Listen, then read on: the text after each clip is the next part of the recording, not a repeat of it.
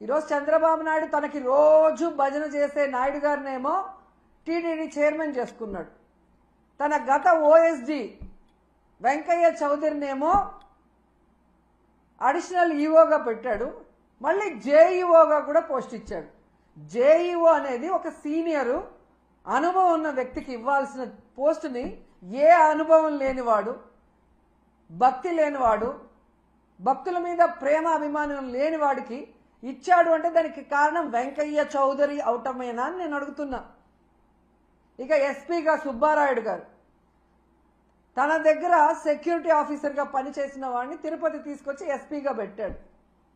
ఇలా నీకు సేవ చేసే వాళ్ళని పెట్టుకొని భక్తులకి సేవ చేయాలన్న ఆలోచన వాళ్ళకి లేకుండా చేసి ఈరోజు 6 మంది చనిపోవటానికి 60 మంది గాయపడటానికి కారణమైన వాళ్ళని ఇంతవరకు కేసు పెట్టకుండా కాపాడాలన్న ప్రయత్నం చేస్తుంటే చంద్రబాబు నాయుడిని ఏమనాలో ఒకసారి మీ అందరూ కూడా ఆలోచించుకోవాలి.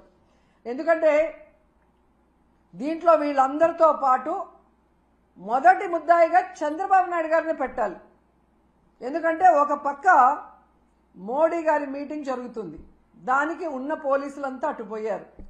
ఇక చిత్తూరు తిరుపతి జిల్లా పోలీసులనైనా ఈ టోకన్ల దగ్గర పెట్టి ఒక 3 రోజులు ముందుగానే టోకన్లు ఇచ్చి వాళ్ళకి సేఫ్టీగా పంపించుంటే ఈరోజు ఈ దుర్ఘటన జరిగి ఉండేది కాదు.